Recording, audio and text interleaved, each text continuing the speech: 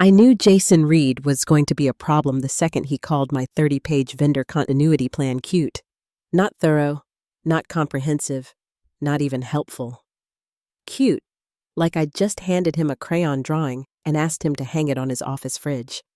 He said it in front of half the procurement team too, leaning back in his chair with that smug tech startup swagger, sunflower seeds in his mouth, pretending to be the next Elon Musk of supply chains. I'd been at Northcrest Logistics for 16 years, which in corporate years is practically dinosaur territory. I'd survived 6 COOs, 3 reorganizations, 1 merger that almost buried us, and an experiment with pod-based leadership that ended with a broken projector and an HR mediation session. I didn't brag about it. I just outlasted everyone. People forget that survival is a skill. What nobody at Northcrest knew, not Jason, not HR, not even my direct team, was that I wasn't just some risk-averse operations dinosaur hiding behind spreadsheets. After my divorce, I'd gone back to my maiden name, Morgan. It made life easier, fewer awkward LinkedIn messages from my ex-husband's golf buddies. But it also meant nobody connected me to Morgan Stanford Industries, our biggest client, the one paying for most of the lights in this building. My father, Henry Morgan, co-founded the company 38 years ago, now semi-retired, spending more time fussing over his rose garden than board meetings. But his COO still called me twice a week. Quietly, unofficially, I'd been the bridge between Northcrest and Morgan Stanford for years, managing logistics, fixing compliance language, patching budget holes like a firefighter with a duct tape obsession. They trusted me, even if they didn't know my last name carried weight. Jason, however, didn't trust anything older than TikTok. First thing he did was delete my standard operating procedures, claiming they were too rigid. Second, he reassigned my top vendors to a guy who once asked if liaison was spelled with a Z. He said I was too close to legacy systems, tossing that phrase around like an insult instead of the only reason we hadn't imploded. I smiled through it. I've learned silence unnerves men like him more than protest ever could. When he reassigned me from the Morgan Stanford file entirely, I didn't fight. I just archived every change he made in a private folder labeled, "In case of emergency." Break glass. You learn things when you're invisible. How to read body language in boardrooms. How to track edits in shared drives without leaving fingerprints. How to move through the office like a ghost while hearing every whisper. And you learn when to wait. The moment came when Jason announced the quarterly culture dinner. He pitched it as a morale booster, but anyone who's worked corporate long enough knows it's an ego parade with lukewarm chicken and a cash bar. I almost skipped it. Almost. But something in his eyes when he said, "Let's make this one memorable," made me pause. Jason Reed strutted into every room like a half-priced hurricane. Lots of noise, zero impact, everything somehow stickier afterward. He wore a Bluetooth headset like a fashion statement and said synergy like it earned him royalties. On his second day, he deleted my vendor tracker, announcing he'd migrated the documentation into a more dynamic workspace. Translation: he dumped 16 years of nuance into a color-coded Google sheet that broke every time you scrolled too fast. That was the day I stopped trusting him, I remember thinking. By week 3, he was pacing in front of the team preaching optics is productivity. I blinked at him and mouthed silently, "Optics won't fix freight delays." He replaced our vendor calls with some AI dashboard that once flagged a paperclip order as a security threat. He erased people in increments, made legacy sound like a disease. Each meeting was a parody of a TED Talk. I didn't argue. I moved my backups to a personal drive, reprinted every NDA he'd mangled, filed them neatly under the ficus by my desk, and when he smirked and called me the department historian, I smiled and replied, "That's an interesting perspective." His grin faltered, just slightly. That's when I knew. His downfall wouldn't come from confrontation. It would come from exposure, and I was patient enough to wait. The culture dinner was framed as a chance to celebrate transformation, but everyone knew it was a stage for Jason's self-congratulation. The invitation came through Outlook with business casual in bold and a 3-hour calendar block marked mandatory attendance. He even added a tagline, "Let's shake the tree." That phrase stuck in my head like a mosquito in a dark room. Annoying, insistent, promising nothing good. He'd booked the same Marriott banquet hall we used for the pre-pandemic holiday party, the one with flickering lights and wallpaper that peeled like sunburned skin. I'd almost deleted the invite, but something about the way he said memorable made me press accept. The week leading up to the dinner, Jason was unbearable. He strolled through the office with that overinflated confidence, whispering to VPs, throwing finger guns at interns, and practicing his speech under his breath. He even stopped by my cubicle and said, "Wouldn't want our longest-serving relic sitting in the back, Morgan. You've earned front-row seats to history." I smiled. "Wouldn't want to block the exits," I replied. He laughed. I didn't. That night, I opened my In Case of Emergency folder and made a second copy, labeled Stage 2, because when someone brags about shaking the tree, they usually forget who planted it. The dinner itself smelled like microwaved ambition and overcooked vegetables. The room was packed with employees pretending to be relaxed while clutching their wine glasses like lifelines. Jason stood at the podium, a cheap blazer barely containing his ego. The theme of the night, recognizing transformation. He started with the predictable fluff, growth, resilience, modernization. Each word emptier than the last. He shouted out Chase, his favorite intern, for revolutionizing vendor communications, which apparently meant accidentally CCing a competitor. The laughter that followed was nervous, the kind people use to survive meetings. Then, like every corporate narcissist who believes humiliation builds culture, Jason turned toward me. "And of course," he said, raising his glass, "we wouldn't be here without our long-serving veterans. Morgan, where are you? Come on, stand up." The spotlight hit me square in the face. My stomach clenched, but my expression didn't move. 16 years of corporate survival had trained my face into marble. Jason smirked. "Let's give a round of applause for Morgan, Northcrest's living history book. 16 years. That's like a century in dog years." Weak laughter. He held up an envelope. "As a token of appreciation, we've got you a little something. A gift card to Office Max. Fitting, right?" The chuckles died faster than a battery in the cold. "And Morgan," he added, voice dripping smug, "why don't you take the rest of the night off?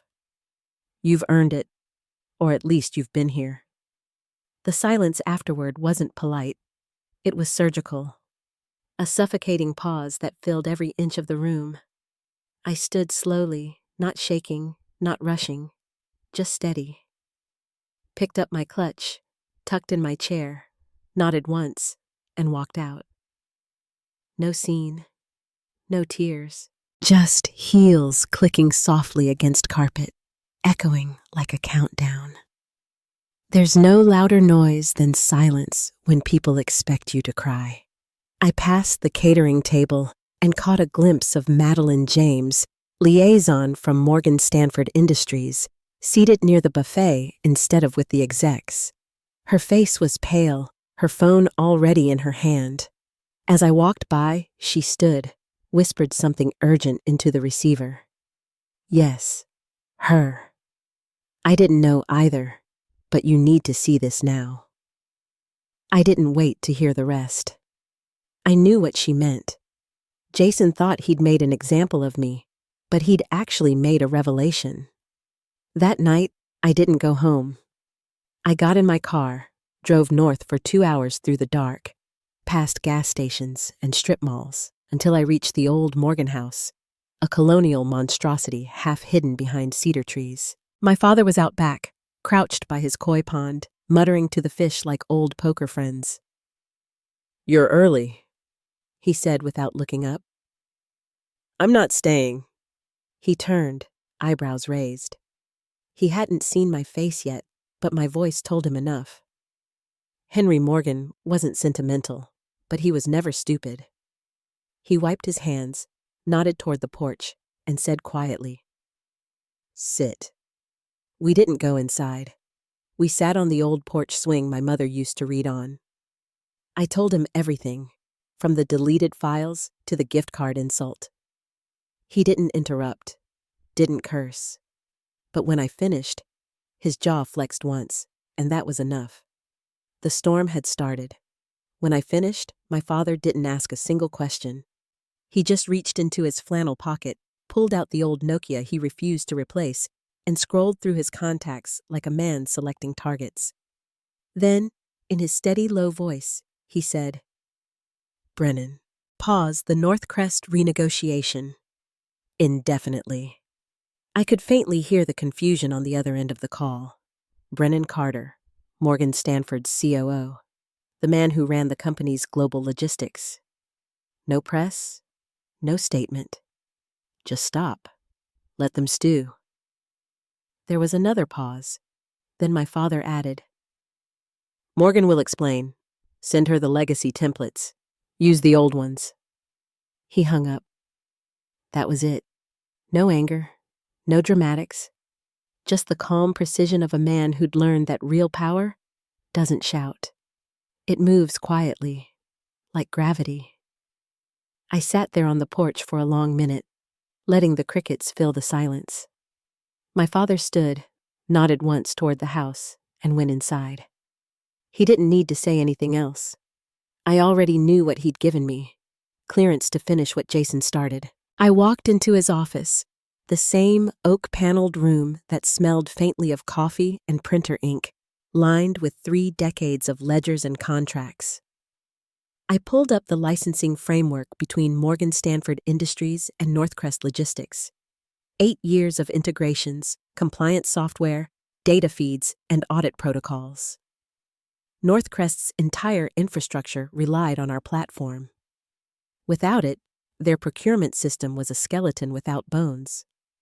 I wasn't listed on the contract as an executive, but I was the architect of every workflow, the one who had trained their first compliance team, the one who patched every glitch that could have tanked the company. I revised 3 key clauses that night, not to sabotage, but to clarify what already should have been there. Clause 14, termination rights for material breakdown in personnel relations. Clause 22, removal of auto-renewal, replaced by quarterly performance-based review. Clause 25, vendor liaison approvals must be authorized by the client's designated partner representative. I typed my name on that line, approved by K. Morgan. Then I sent the updated document to Brennan's private inbox. No fanfare, no warning, just precision. By the time I got back on the highway, it had begun. My phone buzzed nonstop, 16 unread messages before I even hit the interstate. Legal, procurement, operations. Even Chase, bless his caffeine-soaked heart, texting, "Hey, can you resend the Q2 vendor codes? The system's not matching anything." I didn't answer. I just saved the voicemail and labeled it Passive Panic No. 1. Corporate collapse doesn't sound like sirens. It's quieter. It's the subtle hush that replaces constant Slack pings. It's calendar invites disappearing mid-refresh. It's the nervous energy that moves through hallways when people start whispering instead of typing. By Monday morning, the silence was loud. Jason looked like he hadn't slept in days. The swagger was gone, replaced with sweat and a stiff jaw. He passed my desk twice without a word, his usual smirk traded for a twitch. I wasn't there to see it. I'd taken a personal day, because nothing teaches faster than absence. By 10:30 a.m., the panic had spread. The Morgan Stanford renewal was frozen mid-negotiation. The shared portal locked out Northcrest's credentials. No one from our side could access procurement dashboards.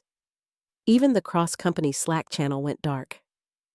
It was as if someone had unplugged the entire operation, and everyone kept pressing the same dead button, hoping it would turn back on. Chase left 2 voicemails, each more desperate than the last. I ignored both. Instead, I brewed tea and watched the clock. By noon, the CFO was pacing the halls, whispering into her phone. Legal was sweating through her jacket. The procurement department formed what looked like a prayer circle around their laptops. Jason fired off a series of emails to the CEO, all marked urgent. The first 3 got no reply. The fourth had a subject line so desperate it made me laugh later. Urgent. Welcome disruption. Immediate strategy required. The CEO was abroad at a leadership retreat, but his assistant wasn't.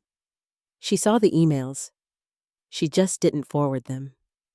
At 1:17 p.m., someone tried to pull up my old documentation, a standard operating procedure I'd archived months ago. Across every page, they saw the same faint red watermark. Draft only. Contact K. Morgan for final. One of the interns texted me a screenshot with a skull emoji. I didn't respond. Silence has its own gravity. By mid-afternoon, panic had turned to finger-pointing. Chase blamed procurement. Procurement blamed legal. Legal blamed me. But then remembered I technically didn't exist on the org chart anymore. Jason had scrubbed me from every record. I was a ghost in their system, and that was the beauty of it, because ghosts don't answer emails. They haunt them. By Tuesday morning, the office smelled like fear and stale coffee. Legal had turned the crisis into a forensic hunt. Emails, contracts, access logs, everything. They weren't just looking for mistakes anymore. They were looking for someone to sacrifice. By noon, I was that someone, except there was one small problem. I didn't officially exist. Jason's reorg had wiped me off the roster. So when they started digging, what they found wasn't absence, it was evidence. My name was everywhere. Buried deep in the Morgan Stanford master file, version 118.3b, was K. Morgan listed as primary liaison on every update for 6 years. Every compliance audit, every cross-signature, every approval. My fingerprints were on the architecture itself. They could delete me from the team chat, but not from history. The system remembered. Around 3 p.m., one of the junior analysts must have gotten curious because my phone buzzed with a single message, a skull emoji again, followed by a link. It was an old press release from 2015. Morgan Stanford Industries expands strategic logistics partnership. CEO Henry Morgan appoints daughter, Catherine Morgan, to oversee vendor integration. The link was broken, but the cached text was enough. Within hours, the whispers started.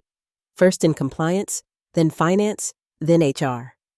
Jason hadn't just humiliated a senior employee. He'd publicly mocked the daughter of their largest client in front of that client's liaison. The optics were catastrophic. The meeting that followed wasn't recorded, but I heard snippets through the grapevine. Legal said it was an unfortunate oversight. Procurement said, she never disclosed her background. Finance said, you fired the only person they trusted. Then a board member cut in, voice flat. She wasn't fired.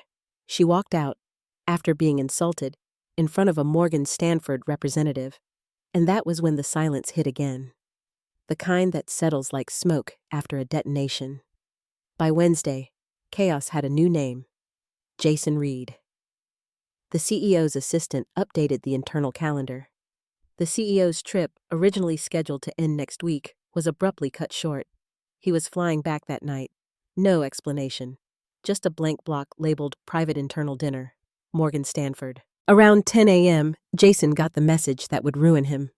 Prepare talking points for dinner with Morgan Stanford leadership. No agenda, no context. Just those words. It looked harmless, until you realized what it meant. You don't get talking points when you're part of the conversation. You get them when you're the topic. Jason spiraled. He started calling last-minute alignment huddles, dragging department heads into conference rooms to beg for insights. He cornered Chase by the break room, whispering like a man trying to rewrite history before it reached his desk. Chase, terrified and clueless, muttered something about vendor dependencies, but it was already too late. The vendors were panicking. Half had suspended contracts until they received clarification from Morgan Stanford. One even sent a cease and desist letter written entirely in Comic Sans. Meanwhile, I stayed home. I wasn't hiding. I was working. I spent the morning reviewing every document trail linking my name to their integration stack. Each timestamp was a breadcrumb of truth, one they couldn't erase. By noon, I'd built a clean summary. Every approval I'd issued, every compliance patch, every handoff between our systems. A forensic map of my entire tenure, annotated and sealed. Insurance, in case the board needed proof. But honestly, I wasn't sure they'd even need it. Jason had already written his own confession. In every deleted file, every reckless changelog, every meeting recording where he'd mocked me on camera. By late afternoon, the rumors reached me. Morgan Stanford had officially requested a temporary hold on all Northcrest activities pending review. Translation: every pipeline, every shipment, every payment was frozen. The company's blood flow had stopped, and the silence spreading through their offices wasn't confusion anymore. It was mourning. People could feel the shift, even if they didn't understand it yet. The house Jason built on arrogance was starting to sink, and the ground was giving way beneath his own shoes. I poured another cup of tea, leaned back, and watched the sun dip below the horizon. I wasn't celebrating. I wasn't angry. I was calm. The kind of calm that comes when the truth finally starts doing the work for you. Tomorrow, I thought, the reckoning will have a face. Thursday arrived like the pause between lightning and thunder. Every email from senior leadership had turned cryptic, stripped of warmth or emojis. You could feel tension humming in the hallways like a live wire. The dinner that night was scheduled at Crestwood Hall, Northcrest's go-to venue when they needed to look classy on a budget. White tablecloths, folding chairs disguised with satin bows, and lighting dim enough to hide the panic. The guest list was short. The CEO, a handful of executives, a few VPs, and Jason Reed, who insisted on calling it a leadership moment. He spent the entire day rehearsing, strutting around the office like a man preparing for his coronation, unaware the crown had already melted. By evening, he looked frayed around the edges. His tie was crooked, his smile stretched too tight, and his palms kept finding the bridge of his nose every few minutes. Still, he believed this dinner would be his redemption arc. He told Chase to get the energy up, as if morale could be conjured like a PowerPoint animation. When he walked into Crestwood, he carried that same empty charisma, half confidence, half caffeine. He adjusted his blazer, cleared his throat, and clinked his glass twice. The chatter dulled. "Tonight," Jason began, voice shaky but trying to sound firm, "we're not just here to dine. We're here to reflect. On growth, on lessons, on leadership." He raised his glass like a preacher mid-sermon. In any business, there are seasons. Seasons to plant, to harvest, and sometimes to prune. He paused, waiting for laughs. A few came, awkward and short. "Sometimes," he continued, "you have to trim the deadwood to let the new branches thrive." More silence. Someone coughed. Someone else pretended to check their phone. He didn't notice the double doors behind him open. The first to walk in was the CEO, Richard Hale, expression carved from granite. The room stilled, forks frozen midair. Behind him came Henry Morgan, my father, in a tailored gray suit, no tie, eyes calm, but sharp enough to cut through marble. The air shifted. You could feel every heartbeat stumble. Most of the room had never met Henry Morgan in person. His reputation was myth, a founder who'd stepped away from public view but still held enough equity to move markets. Then, after a brief pause, I entered. No spotlight, no announcement, just me, Catherine Morgan, in a dark navy wrap dress, hair pulled back, expression neutral. I didn't glance around the room. I didn't have to. I could feel Jason's presence before I saw him. The CEO stepped forward, resting one heavy hand on Jason's shoulder, leaned toward the mic, and said evenly, "Jason, have you met our client's daughter?" You could almost hear the collective gasp. The sound of realization rippling across the tables was like oxygen being sucked from the room. Jason turned slowly. His eyes widened, confusion first, then dread. His mouth opened, but no words came. His face drained of color, that pale, ghostly shade only men wear when they realize the meeting isn't about them. It's about their mistakes.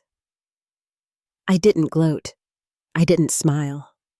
I walked past him, quiet as a verdict, and took my seat at the head table next to my father. The CEO remained standing. "Jason," he said softly, "you remember the vendor transition system you've been struggling to untangle this week?" Jason nodded weakly. "She wrote it." Murmurs spread like static. "She," the CEO continued, "is also the daughter of Henry Morgan, co-founder of the company that keeps our operations running." The silence was surgical. Someone whispered, "Oh my God." A fork dropped, the sound echoing too loud.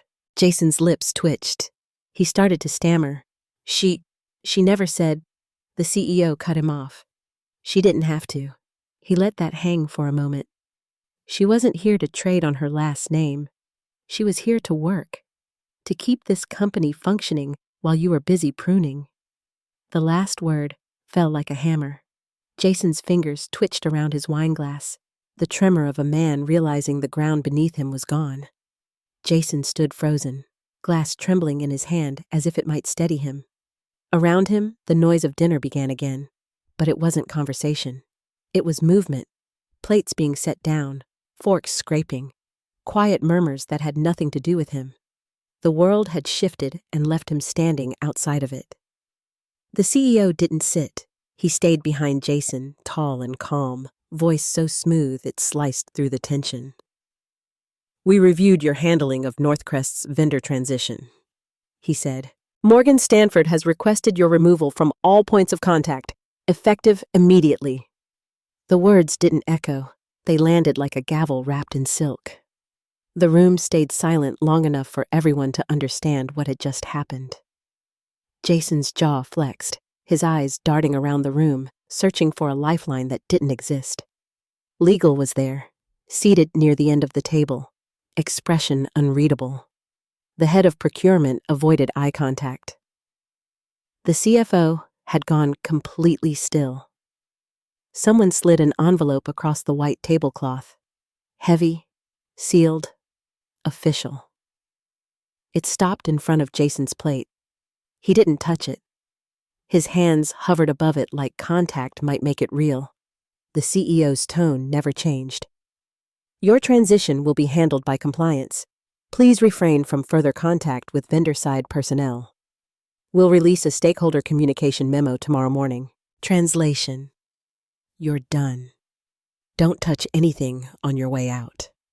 I sat quietly beside my father, folding my napkin, watching the slow dismantling of arrogance in real time. Jason tried to speak. His mouth opened, but all that came out was air. I wasn't aware," he stammered, voice breaking like a bad connection. "If someone had told me." The CEO lifted his hand. Just one small gesture, but the room froze again. "Jason," he said evenly, "you were told everything that mattered. You just didn't listen." The tension cracked like thin ice. A few seats down, the VP of Operations shifted uncomfortably. A whisper ran along the table. Someone muttering about HR. Someone else about damage control. Jason looked at me then, finally. His eyes were wide, glassy, desperate. I met his gaze without a hint of triumph. Calm. Composed. I picked up my glass of water and said quietly, Careful. You might teach someone the wrong lesson. Then I took a slow sip. That broke whatever fragile composure he had left. He lowered the mic, stumbled a step backward, and sat. Just not at the head table. He slid toward the back of the room, alone, shoulders collapsing in on themselves. No one followed. No one comforted. The conversation flowed around him now like a river parting around a rock. He'd spent months cutting others out of the picture, and now he was the one cropped out completely. Dinner resumed. My father exchanged quiet words with the CEO. Legal whispered something to the board members, who nodded subtly. The servers began moving again, refilling glasses and clearing plates, pretending they hadn't just witnessed a corporate execution. Jason sat motionless, still staring at that unopened envelope. When dessert arrived, Henry Morgan rose, thanked the room, and shook the CEO's hand. The applause that followed was polite, restrained, almost reverent. Jason didn't join in. He didn't even blink. I stood, tucked my chair back, and followed my father toward the exit. As I passed Jason's table, he flinched slightly, like the air itself had turned against him. I paused just long enough to meet his eyes one last time. There was no anger there, no vengeance, just quiet recognition. He finally understood. The same silence he once used to humiliate me had become the silence that erased him. Outside, the night air was cool and steady. The streetlights reflected off the parked cars like soft punctuation marks at the end of a very long sentence. My father didn't speak. He didn't have to. We walked together toward his car, and for the first time in months, I felt light. Not vindicated, just free. Jason had tried to make an example out of me. Instead, he became one. By the next morning, Jason Reed's name was already missing from the company directory. The digital erasure was so clean it almost looked intentional, like he'd never existed at all. The internal memo went out at 9:12 a.m., crafted in that clinical corporate tone that makes tragedy sound like logistics. Effective immediately, Jason Reed will be transitioning out of Northcrest Logistics. We thank him for his contributions and wish him the best in his future endeavors. No mention of Morgan Stanford, no explanation, just a quiet deletion. By noon, his access badge stopped working. By 2, the IT department had reissued leadership credentials to a new interim director, acting only until further notice. Everyone knew further notice meant until the board stopped laughing behind closed doors. Inside the office, the mood had changed entirely. Conversations that used to stop when I walked by suddenly grew polite, almost deferential. No one dared say my name too loud, but they all looked twice, recognition and regret flickering in equal measure. Even Chase, poor cologne-drenched Chase, approached my desk with a paper cup of coffee and an awkward half-smile. "Hey, Ms. Morgan," he said, fumbling the words, "for what it's worth." I didn't know either. I nodded, took the coffee, and said simply, "Now you do," then went back to work. That was enough. By late afternoon, I got a message from legal, short, formal, appreciative. They wanted to schedule a meeting to review continuity options moving forward with Morgan Stanford Industries. I smiled. They didn't realize yet that continuity had never been at risk. The systems I'd built, the relationships I'd protected, they were still intact. Jason hadn't managed to destroy a thing that mattered. He'd just peeled away the surface, exposing what had always held the company together. People like me, the ones who document, stabilize, and endure. The CEO called me into his office near the end of the day. He didn't waste time with small talk. "Catherine," he said, "I owe you an apology." He leaned forward, hands clasped, the kind of posture reserved for genuine respect. I let arrogance take the wheel. I let people like Jason convince me that modernization meant erasing experience. You were right to stay silent. I didn't answer immediately. Silence had done my speaking for months, and I wasn't about to ruin its record now. Finally, I said, "You don't owe me anything. Just don't make the same mistake twice." He nodded once, and that was the end of it. By the following week, Morgan Stanford officially resumed its partnership. The press release was brief, almost poetic in its restraint. Northcrest Logistics remains a valued partner in our supply network.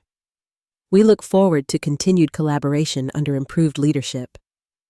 I read it once and closed the window. The story was already written. There was no need to annotate it. As for Jason, rumors drifted through the industry like ghosts. Some said he tried to land a role at another firm, only for his references to get lost. Others claimed he'd moved to Florida to consult. I didn't check. I didn't care. His chapter was over, and the paper trail he'd once tried to erase had outlived him.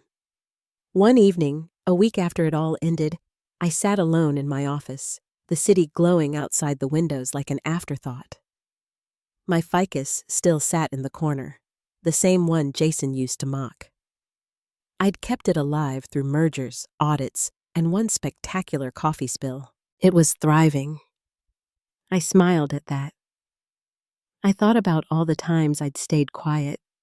Every meeting where I'd been dismissed, every report brushed aside, every smirk endured. And I realized silence isn't surrender. It's storage. It's patience collecting proof. It's the pause before precision. That night, before I turned off the lights, I opened a fresh folder on my desktop and labeled it Legacy Systems. Final. Not as a threat, but as a reminder. Every company needs its records. Every story needs its archivist. And sometimes, the archivist wins without ever raising her voice. I shut down the computer, gathered my things, and headed for the elevator. As the doors closed, my reflection stared back, calm, steady, unbothered. For the first time in 16 years, I didn't feel invisible. I felt inevitable.